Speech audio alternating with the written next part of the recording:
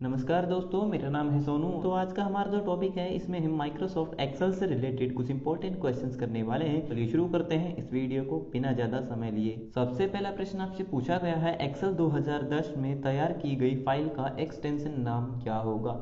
तो एक्सेल 2010 में तैयार की गई जो फाइल है उसका एक्सटेंशन नाम होगा डॉट XLSX, यानी कि ऑप्शन बी यहाँ पर सही है।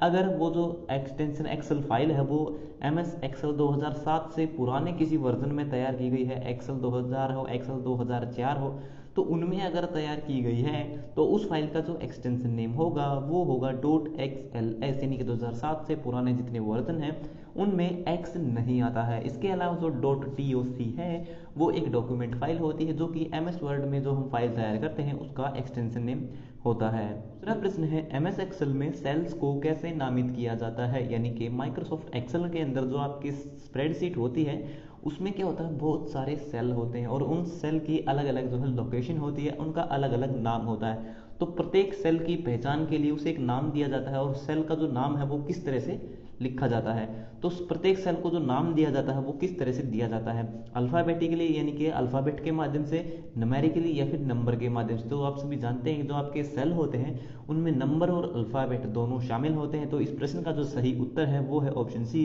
अल्फ़ा न्यूमेरिकली, यानी कि अल्फ़ाबेट भी होते हैं उसके अंदर और उसके अंदर नंबर भी शामिल होते हैं। जैसे MS एक्सेल के अंदर जो सबसे पहला सेल होता है उसका क्या एड्रेस होता है, उसका एड्रेस होता है A1। ए हो गया आपका अल्फ़ाबेट और 1 हो गया आपका नंबर।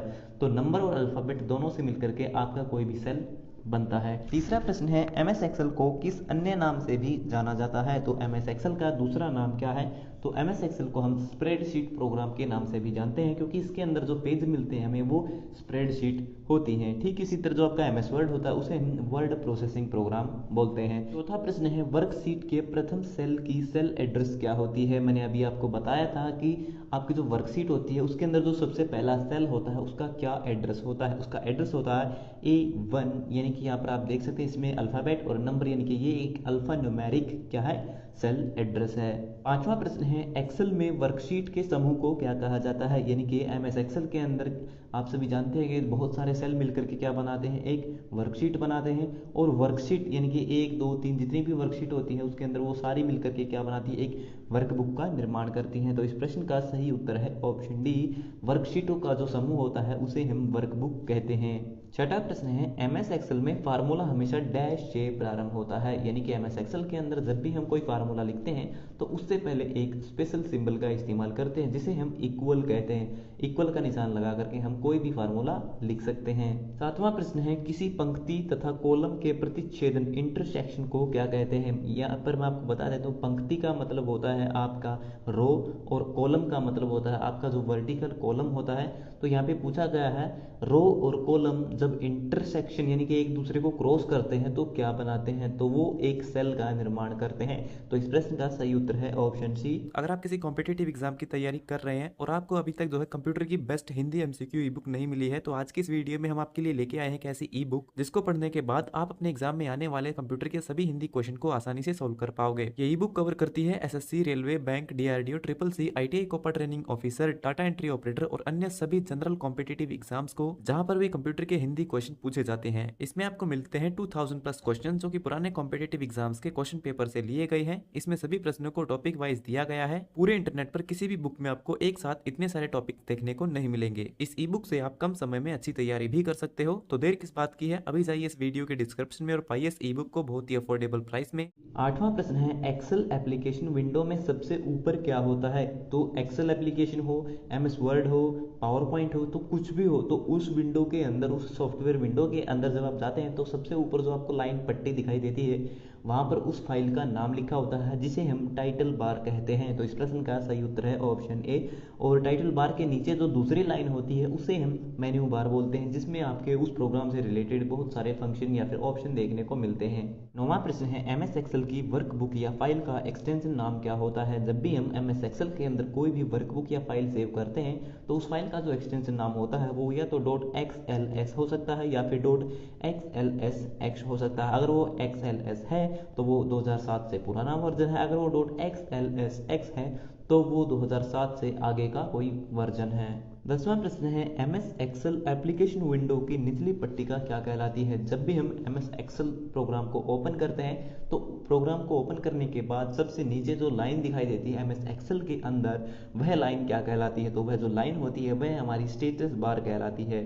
प्रश्न है MS एक्सेल 2010 में बाय डिफ़ॉल्ट कितनी शीट होती हैं। जब भी हम माइक्रोसॉफ्ट एक्सेल जो प्रोग्राम होता है उसको ओपन करते हैं तो सबसे पहले हमें जो स्क्रीन दिखाई देती है वर्कशीट की, उसमें हमें डिफ़ॉल्ट में कितनी वर्कशीट देखने को मिलती हैं। तो उसके अंदर डिफ़ॉल्ट की अगर मैं बात करूँ तो टोटल हमें 3 वर्कशीट मिलती हैं, लेकिन इसके अलावा इस डिफ़ॉल्ट नंबर को हम जो है सेटिंग में जाकर के चेंज भी कर सकते हैं।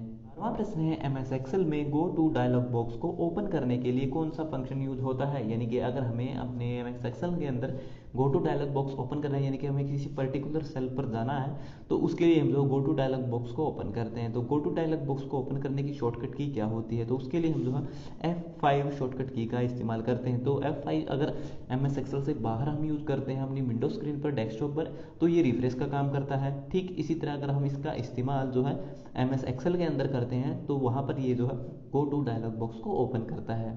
अगला प्रश्न है एक्सेल में वर्कशीट का डिफ़ॉल्ट में क्या नाम होता है। एक्सेल के अंदर आप सभी जानते हैं कि डिफ़ॉल्ट में आपको 3 वर्कशीट मिलती हैं और उन तीनों वर्कशीट का जो नाम है वो डिफ़ॉल्ट में आपको क्या मिलता है। तो डिफ़ॉल्ट में जब हम उन्हें देखते हैं तो उनका नाम होता है शीट 1, शीट 2 और शीट 3। और इन वर्कशीट के ऊपर जो है हम आइकन के ऊपर माउस के द्वारा राइट क्लिक करके इनका नाम भी चेंज कर सकते हैं। तो इसका सही उत्तर है ऑप्शन बी। अगला प्रश्न है एक्सेल फाइल जिसमें मैक्रो भी रिकॉर्डेड है उसका डिफ़ॉल्ट नेम क्या होगा। यानी कि जब भी हम एक्सेल के अंदर किसी फाइल को सेव करते हैं जिसमें मैक्रो रिकॉर्डेड होता है, यानी मैक्रो भी शामिल होता है, या फिर हमने उसके अंदर कोई VBA कोड लिखा हुआ होता है, कोई प्रोग्राम बनाया हुआ होता है और उसके साथ हम उस एक्सेल फाइल को सेव करते हैं, तो उस समय उस फाइल का जो एक्सटेंशन होगा वो क्या होगा।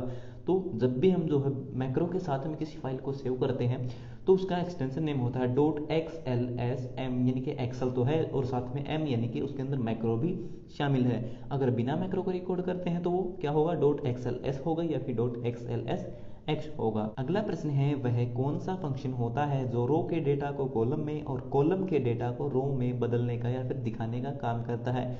तो इस प्रश्न का जो सही उत्तर है वो है ऑप्शन सी, ट्रांसपोज। ठीक है, ट्रांसपोज फंक्शन के माध्यम से हम रो के डेटा को कॉलम में और कॉलम के डेटा को रो में चेंज कर सकते हैं। ये उस डेटा की पोजीशन को चेंज कर देता है। अगला प्रश्न है स्प्रेडशीट में डेटा को कैसे व्यवस्थित किया जाता है। यानी कि स्प्रेडशीट के अंदर जब भी आप डेटा सेव करते हैं, इनपुट करते हैं, तो जो डेटा आप उसके अंदर डालते हैं उसको किस तरह से मैनेज किया जाता है, किस तरह से रखा जाता है वर्कशीट के अंदर या फिर स्प्रेडशीट के अंदर। तो इस प्रश्न का जो सही उत्तर है वो है ऑप्शन सी। उसके अंदर जो डेटा होता है हमारे स्प्रेडशीट के अंदर वो रो और कॉलम में होता है, यानी कि उसके अंदर रो होती हैं और कॉलम होती है और वो मिलकर के एक टेबल बनाती है जिसे हम स्प्रेडशीट कहते हैं। अगला प्रश्न है एक्सेल में मैक्रो बनाने के लिए किस लैंग्वेज का इस्तेमाल किया जाता है। तो MS एक्सेल के अंदर जब भी हम मैक्रो रिकॉर्ड करते हैं तो उसके लिए हम VBA लैंग्वेज का इस्तेमाल करते हैं। VBA यानी कि विजुअल बेसिक फॉर एप्लीकेशन। तो इस प्रश्न का सही उत्तर है ऑप्शन ए।